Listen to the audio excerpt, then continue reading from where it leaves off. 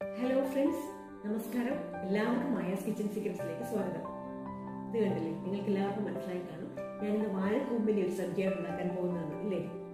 ഇന്ന് വാഴക്കൂമ്പ് തോരനാണ് ഉണ്ടാക്കുന്നത്. സാമാന്യം വലിപ്പമുള്ള ഒരു വാഴക്കൂമ്പാണിത്. ഞങ്ങളുടെ മുറ്റത്തെ വാഴയിൽ നിന്ന് തന്നെ കിട്ടിയതാണ്. നാട്ടിൽ സ്ഥിരതാമസമായതിനു ശേഷമാണ് വാഴപ്പിണ്ടിയും വാഴക്കൂമ്പും ഒക്കെ നാര് കളഞ്ഞ് എങ്ങനെ നുറുക്കാമെന്ന് ഞാൻ പഠിക്കുന്നത്, ശരിക്കും ശ്രദ്ധിക്കുന്നത്. ഇങ്ങനെ നാരുകളൊക്കെയുള്ള സബ്ജികൾ നാര് കളഞ്ഞ് കട്ട് ചെയ്യുക എന്നുള്ളത് തന്നെയാണ് ഏറ്റവും വലിയ ജോലി. അത് കഴിഞ്ഞാൽ പിന്നെ സബ്ജി ഉണ്ടാക്കിയാൽ മതിയല്ലോ. കേരളത്തിന് പുറത്ത് താമസിക്കുന്നവർക്ക്, പ്രത്യേകിച്ച് കുട്ടികൾക്കൊന്നും വാഴക്കൂമ്പ് തന്നെ എന്താണെന്ന് അറിവുണ്ടായില്ല. അവർക്കൊക്കെ ഈ വീഡിയോ ഉപകാരപ്പെടുമെന്ന് വിശ്വസിക്കുന്നു. അപ്പോൾ നമുക്ക് വീഡിയോയിലേക്ക് പോകാം. അതിനു മുമ്പ് എൻ്റെ റെസിപ്പി നിങ്ങൾക്ക് ഇഷ്ടപ്പെട്ടുവെങ്കിൽ വീഡിയോസ് ലൈക്ക്, ഷെയർ ചെയ്യുക. ഇതുവരെ എൻ്റെ ചാനൽ സബ്സ്ക്രൈബ് ചെയ്തിട്ടില്ലാത്തവരാണെങ്കിൽ സബ്സ്ക്രൈബ് ചെയ്യുക. കൂമ്പ് തോരൻ ഉണ്ടാക്കുവാനായി കൂമ്പ് കൂടാതെ 1/4 കപ്പ് തേങ്ങ എടുത്തിട്ടുണ്ട്. 12 ചെറിയ ഉള്ളി, 5 ചെറിയ മുളക്, മീഡിയം സൈസ് മുളകാണ്, കറിവേപ്പില, പിന്നെ ആവശ്യത്തിന് ഉപ്പ്, മഞ്ഞൾ എന്നിവയും കടുക് വറുക്കുവാനായി 1 ടേബിൾ സ്പൂൺ എണ്ണ, 2 പറ്റൽമുളക്, കടുക് ഇത്രയും എടുക്കണം. നമുക്കാദ്യം തേങ്ങയും ചെറിയ ഉള്ളിയും പച്ചമുളകും കറിവേപ്പിലയും ഇട്ടൊന്ന് ചതച്ചെടുക്കണം.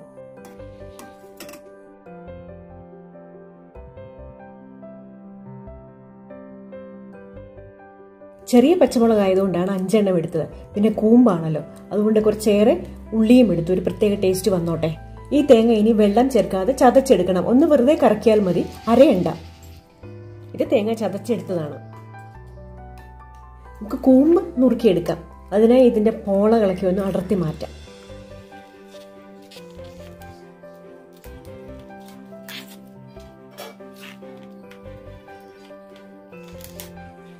ഈ പൂവും ഉപയോഗിക്കാവുന്നതാണ്, നമുക്ക് കഴിക്കാൻ ഉപയോഗിക്കാവുന്നതാണ്.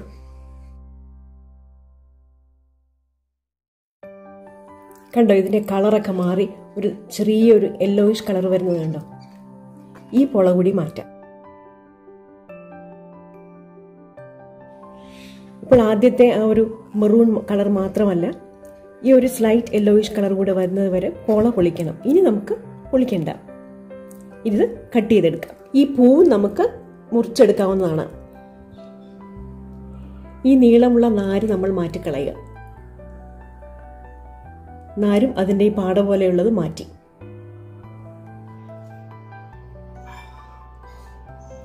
ഈ ഒരു ബ്ലാക്ക് ഹെഡുള്ള നാരാണ് ആദ്യം മാറ്റേണ്ടത്. ഈ കൊച്ചുപൂവിന് തന്നെ ഒരു കറുപ്പ് നിറം വന്നിട്ടുണ്ടെങ്കിൽ അത് ഉപയോഗിക്കാതിരിക്കുക. ക്ഷമയോടെ ഇതൊക്കെ മുറിച്ചെടുക്കണം, അതേ ഉള്ളൂ ഒരു ബുദ്ധിമുട്ട്. ഇതിനൊന്നും വലിയ കട്ടിയില്ല, അങ്ങനെ കടിക്കുകയൊന്നുമില്ല. അതുകൊണ്ട് ഇതൊക്കെ നമുക്ക് ഉപയോഗിക്കാവുന്നതേ ഉള്ളൂ. കളയാതെ ഉപയോഗിക്കണം എന്ന് ആഗ്രഹമുള്ളവർ ഇതിങ്ങനെ കട്ട് ചെയ്തെടുക്കുക. അങ്ങനെ നാര് കളഞ്ഞെടുത്ത ഈ പൂവ് നന്നായി കഴുകി നമുക്ക് ചേർത്ത് വെച്ച് അരിഞ്ഞെടുക്കാം. കൂമ്പിന്റെ നാരൊക്കെ ഇത്രയേ ഉള്ളൂ, ഇനി നമുക്ക് കളയാനായിട്ടൊന്നുമില്ല. ബാക്കി എല്ലാ ഭാഗങ്ങളും കഴിക്കാവുന്നതാണ്. ഈ അറ്റം ഒന്ന് മുറിച്ചു കൊടുക്കണം.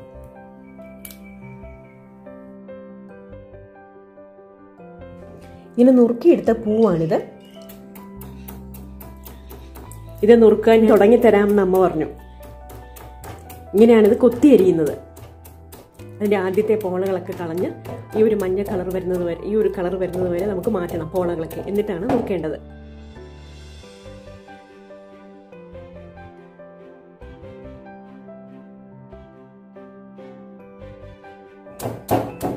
കൂമ്പിന്റെ അറ്റത്തിങ്ങനെ നല്ലവണ്ണം കൊത്തുക. അറ്റം കുറച്ച് ആഴത്തിൽ കൊത്തി കൊടുക്കുക. എന്നിട്ട് അത് ചേർത്ത് പിടിച്ചരിയുക.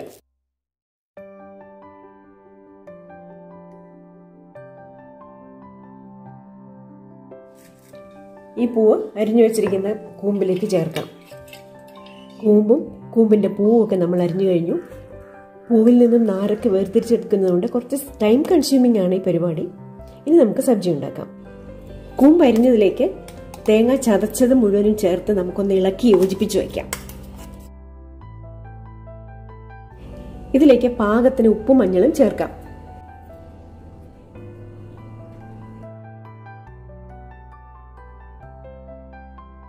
കൂമ്പായതുകൊണ്ടാണ് ഇങ്ങനെ ഒന്ന് അതിൻ്റെ ടേസ്റ്റ്, മുളകിൻ്റെയൊക്കെ ടേസ്റ്റ് ഒന്ന് പിടിക്കുവാൻ വേണ്ടി ഇങ്ങനെ യോജിപ്പിച്ചു വയ്ക്കുന്നത്. ഇങ്ങനെ ചെയ്യാതെ കടുക് വറുത്ത് തേങ്ങ ചതച്ചതും കൂമ്പും കൂടി നേരിട്ട് പാത്രത്തിലേക്കിട്ട് തോരനുണ്ടാക്കിയാലും മതി. കൂമ്പ് തോരനൊക്കെ ഉണ്ടാക്കുമ്പോൾ ചെറുപയറോ വൻപയറോ ഒക്കെ സ്ഥിരമായി അമ്മ ഇവിടെ ഇതിൻ്റെ കൂടെ ഇടാറുണ്ട്. ഇന്ന് വൻപയറാണ് പുഴുങ്ങി വെച്ചിരിക്കുന്നത്. ഇത് കൂമ്പൊന്ന് വെന്ത് കഴിയുമ്പോൾ വൻപയറും ചേർക്കാം. കൂമ്പ് കുറച്ചധികം ഉള്ളതുകൊണ്ട് ഉരുളിയിൽ തന്നെ ഉണ്ടാക്കാമെന്ന് വെച്ചു. ആദ്യം കടുക് വറുക്കാം. ചൂടായ എണ്ണയിലേക്ക് കടുകിടുക. മുളകും കറിവേപ്പിലയും ഇട്ട് പൊട്ടിക്കുക. ഇനി തേങ്ങ ചേർത്ത് വെച്ചിരുന്ന കൂമ്പ് ഇതിലേക്ക് ചേർക്കാം.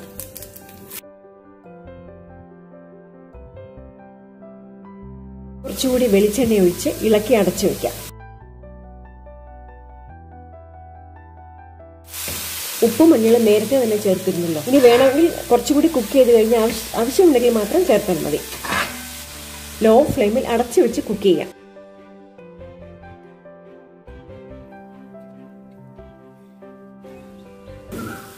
ഇപ്പോൾ 15 മിനിറ്റായി. കൂമ്പ് ഓൾമോസ്റ്റ് കുക്ക് ആയിട്ടുണ്ട്. ഇനി ഇതിലേക്ക് കുക്ക് ചെയ്ത് വെച്ചിരിക്കുന്ന വൻപയർ ചേർത്ത് കൊടുക്കാം. പയറുവർഗ്ഗങ്ങളൊന്നും തന്നെ ചേർക്കാതെയും കൂമ്പ് തോരൻ ഉണ്ടാക്കാം.